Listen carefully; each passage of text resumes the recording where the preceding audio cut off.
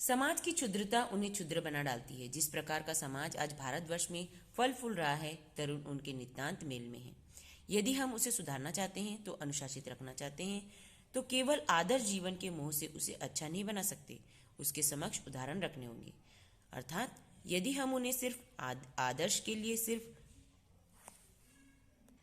उपदेश देते रहे तो कार्य न बनेगा। उनके सामने हमें उदाहरण प्रस्तुत करने होंगे।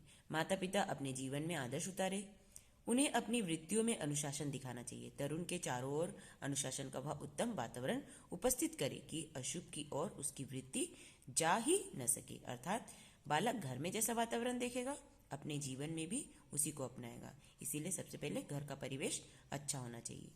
आज जो समाज के उन्नायक हैं, आज जो राष्ट्र के कर्णधार हैं, आज जो धर्म नीति, राजनीति, वेद उत्थापक हैं, आज जो कवि और कलाकार हैं, उन्हें संवेद रूप से निर्मलता का प्रसार करना है और स्वयं निर्मल बनना है। उनके उदाहरण विद्यार्थियों को स्वयं अनुशासन प्रिय बना देंगे। सबसे अधिक आवश्यकता आज के दिन अध्यापक के अनुशासित रहने की है। उसका संपर्क तरुणों और शिष्यों से बहुत रहता है। उसका प्रभाव भी अद्वितीय पड़ता है। ठीक से और ईमानदारी से न पढ़ाने वाला, उचित समय पर कक्षा में न पहुंचने वाला, विद्यार्थियों में आत्मीयता न रखने वाला, पढ़ाने में उमंग से वंचित रहने वाला, केवल वेतन से श्रम का संतुलन करने वाला ज्ञान भारवाही व्यक्ति सच्चा अध्यापक नहीं हो सकता।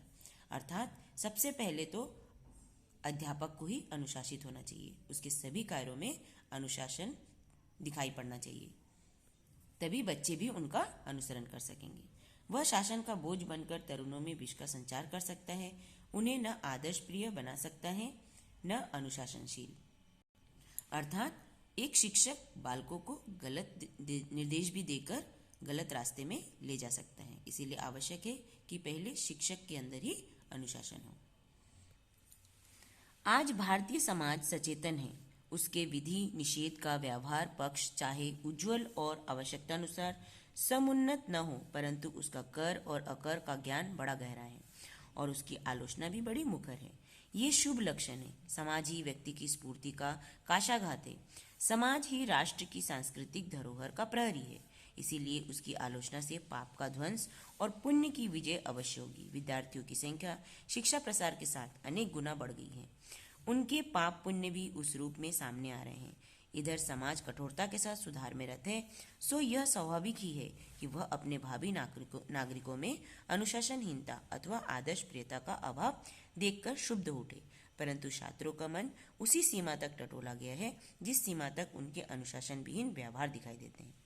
मेरा तो यह दृढ़ विश्वास है कि भारतीय तरुणों की आत्मा उज्जवल और निर्विकार है। भारतीय आदर्शों के प्रति उनमें अब भी आस्था है। भारतीय संस्कृति का उनमें सम्मान है और आज भी वे विदेशीयता के प्रति से बचकर भारतीयता को विश्व के सामने खड़ा करने का उत्साह और साहस रखते हैं। केवल उनकी गतिविधि का उचित निर्देश होना और समाज को उनके साथ ममता और दुलार से व्यवहार करना है। और इस पाठ को लिखने वाले हैं सद्गुरु शरण अवस्थी। आई होप आप सबको ये पाठ समझ में आ गया होगा। तो आज आपका वर्क है इस पाठ को रीड करना है और समझने का प्रयास करना है, और इसके जो प्रश्नोत्तर है ये भी आपको पाठ में से ढूंढना है। Have a nice day.